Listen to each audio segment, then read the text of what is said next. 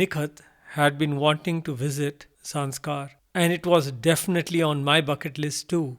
One day, Nikhat asked me, "Why don't you come with me to Zanskar? We'll take my car. Let's just do it. Let's see. I haven't done adventure in a long time. Why don't we give it a shot?" We got some supplies together, got some warm clothes, sleeping bags, a tent, and decided to give it a shot.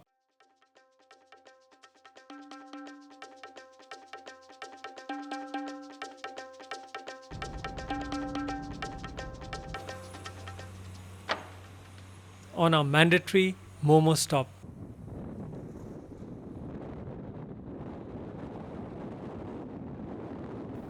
We had been on the road for some time when the journey began to find its own rhythm. Nikhat was driving, I was filming. This is the way it was going to be. She loves to drive. I have never met anyone who loved driving more than Nikhat.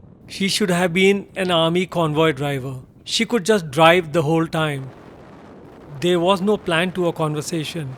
We spoke about beauty, about the strange perfection of the natural world, how nothing here ever seems to struggle to become something else. A tree grows where it can, water finds its way around stone, the mountains rise, weather, and disappear. And yet, within all this apparent disorder, there's always a sense of completeness. Perhaps this is why being in nature changes us. It heals us. For a while, we remember that abundance may have less to do with possessing more and more to do with recognizing what is already here. There's a sense of perfection. The geometry is just right. There are the clouds which are round and sort of curved, and then you have these lines of the mountains, and then you have the rays. It's all completely orbit. All sorts of shapes. But harmonious. But if you sit down to draw, just made orbit shapes, would it be so perfect? It's just thrown and it's just landed right. Just landed in place. And my question is, to what extent does this influence our own understanding of aesthetics? And over millennium, and as the humanity has evolved, this has come into our understanding of aesthetics, right? So good art would achieve or attempt to achieve the same harmony that this does naturally. This is natural, right?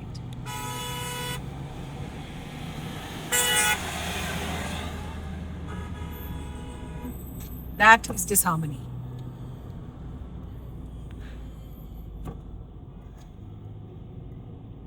Olivia have a different set of aesthetics than those who live in the cities. Naturally, I suppose so, because this is what they have watched. But then there's a saturation level you reach. Maybe I find that people living in the hills after a point stop noticing the beauty around them. Maybe because they take it for granted. But if you take somebody from here down to the plains, I'm sure they'll find it ugly. Absolutely sure. Because then harmony becomes, sort of. In fact, जैसे मोती says, अरे यार हाँ सुंदर तो है, मगर पता कैमरा से ज़्यादा जो तुम फोटोज लेते हो ना वो ज़्यादा सुंदर लगते हैं. जब हम खुद देखते हैं ना हमें तो लगता है ठीक है, मगर जब हम शहर जाते हैं हमको वहाँ पागलपन जो ज़रूर दिखता है. यहाँ उतना सुंदर नहीं लगता है, मगर शहर ज़रूर पागल लगता है, गंदा लगता है, ठीक नहीं लगता है. वहाँ लगता है हम लोग पागल हो जाएंगे. बट जब तुम फोटो लेते हो, वीडियो लेते हो यार, तो बड़ा अच्छा लगता है. हमें तो ऐसे ही लगते हैं पहाड़ हैं, क्या है मतलब पहाड़ हैं. हमको यहाँ एस्थेटिक्स कम, हमको यहाँ साफ हवा ज़्यादा अच्छी लगती है कि यहाँ की हवा साफ है. It gives a sense of well-being. But to some extent it goes together. Harmony, this harmonious lines of nature, the harmonious shapes of nature goes with clean air, goes with abundant food growing. It's like one thing and the other goes together. So I suppose that completeness is what makes it peaceful. Why people come to the hills or the mountains seeking peace. because it's all of these things together that create a sense of well-being and peace and safety, and you feel relaxed. While in the city, it's madness. I mean, you may have amenities, you may have comforts, feature comforts, you have fancy food to eat, you have fancy places to stay, plush sofas, carpets, but it sort of doesn't leave you with that same sense of well-being. So clearly there is a connection between this and well-being. Yeah, I feel safe in the hills. Yeah. So a rock may come tumbling down and hit in. Oh, we've hit the... Such a mixed... Look at this. It's green, brown, white, everything.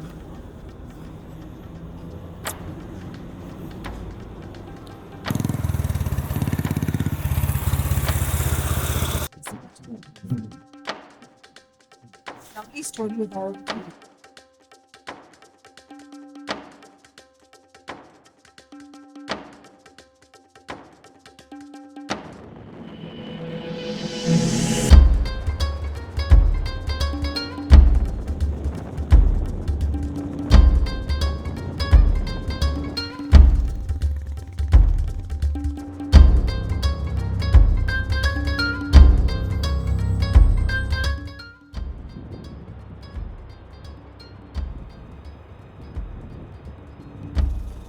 Nothing. It's too nice. Chal. Let us get to Jispa now. I want to cycle here.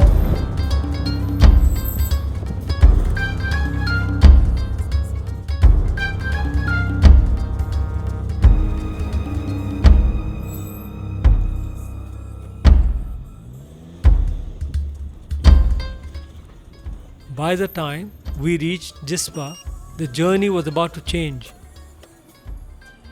We met Rahul. As promised, he had arrived with his Toyota Fortuner, the vehicle that would take us across Shinkula and into Zanskar. It's so funny, Nikhat and I had planned to hire a Bolero pickup. All we knew was that to cross Shinkula, you needed a 4x4 vehicle. So we had gone asking around if we could hire a Bolero, and we had managed to call Rahul, and he had agreed. When we had met Rahul at Manali market a few days ago, he was very kind, he was very sweet, and very experienced, very young but very experienced, and we liked him. But when he saw us, he saw disaster. He knew that these two aren't going to make it. There is no way these two guys are going to take a Bolero and cross over the Shinkula. There's no way. So he kindly decided to help us. He didn't tell us at that time that we won't make it. He just said, okay, but I'll come with a better car, and maybe you would want to, hire me, so I can go as your guide. We had liked the idea, and eventually Nikhat talked to him. They fixed a rate for him being a guide and driver. And then, as promised, we met him at Jispa. We didn't know it then, but somewhere along the road ahead, Rahul would become much more than our driver and guide. He would become a friend. Most travelers entering Zanskar take the long established route through Leh and Kargil. We were attempting something different. From Jispa, we would climb towards Shinkula, cross the pass at over 16,000 feet and descend directly towards Padam. Beyond the pass lay a road that was still being carved into the mountains.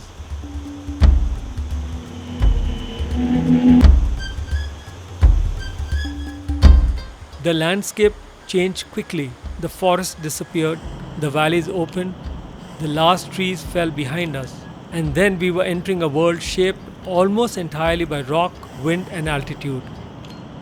The higher we climbed, the smaller our presence seemed. Just beyond Darcha, as we left the familiar road behind and began our journey towards Shinkula, we saw them for the first time. Small groups of workers beside the road, machines cutting into the mountainside, makeshift camps scattered across the vast landscape. At the time, we thought little of it. Road workers are a familiar sight on journeys throughout the Himalayas. We had no idea that over the days ahead, we would encounter them again and again. Higher into the mountains, farther from the nearest settlement, working in places where it seemed almost impossible for people to live, let alone build a road. We did not know then how deeply their presence would come to affect us, or that the people we had casually passed that morning would gradually become an important part of the story of our journey. Now we were well above the tree line, and the landscape changed very dramatically. We drove on toward Shinkula and toward the road that was still being built. It was already a little late in the day, and the snow was melting rapidly enough to cause a lot of water channels to start overflowing.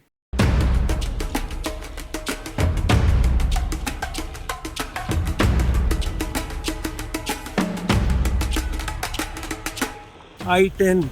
Yeah. Santro, not even I-10.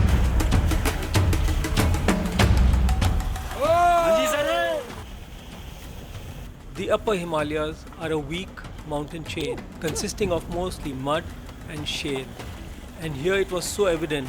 At almost every turn, we could see the mountain has large rocks and rubble. It's just mud.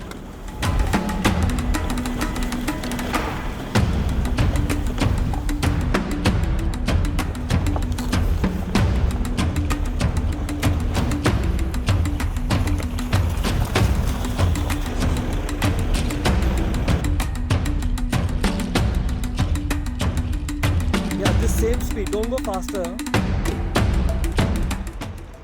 Sometime later, the Little Santro appeared again. Jule! They crossed us, laughing and smiling, Padam. as if crossing one of the highest roads in the Himalayas were the most ordinary thing in the world. Soon we knew we were approaching the upper pass of Shinkula, and the landscape had changed once again. This was July. It was just filled with snow, many feet thick ice.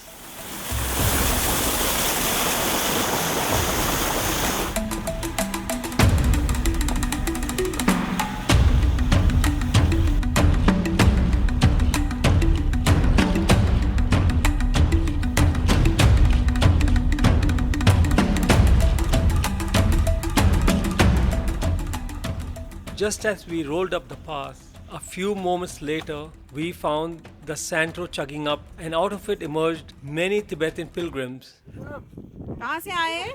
हम उत्तर प्रदेश से हिमाचल प्रदेश मनाली से आए हैं यहाँ झंडा लगाने के लिए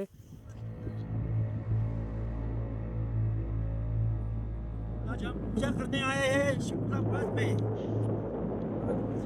जन्मदिन है हमारे गुरु जी का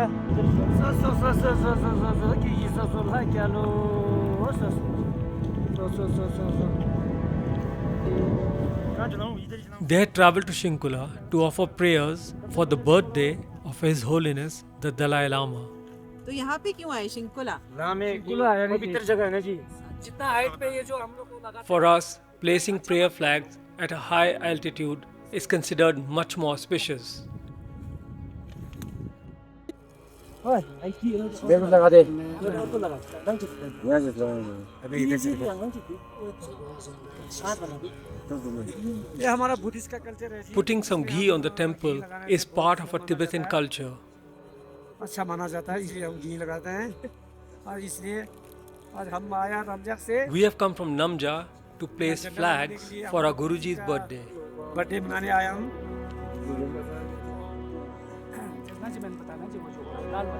Then they invited us to join them.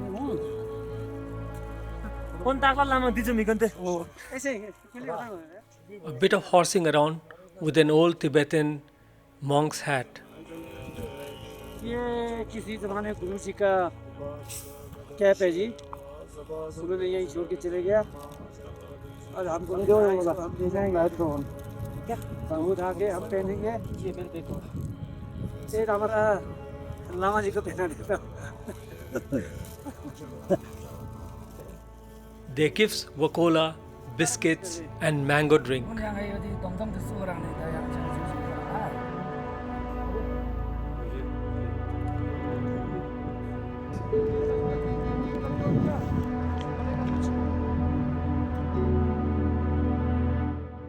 They carried prayer flags to the pass and they asked Nikhat to tie them there. For a few moments, our journey stopped being about reaching the other side of the mountain. We had simply arrived at the right place, at the right moment, with people we had never expected to meet. The flags were raised into the mountain wind.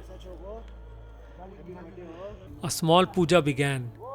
There were no crowds, no ceremony beyond what was necessary. Only prayers, the sound of voices, and colored flags. The prayers ended. We said goodbye.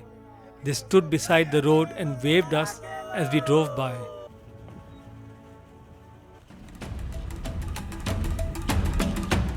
Ahead of us lay a road none of us really knew.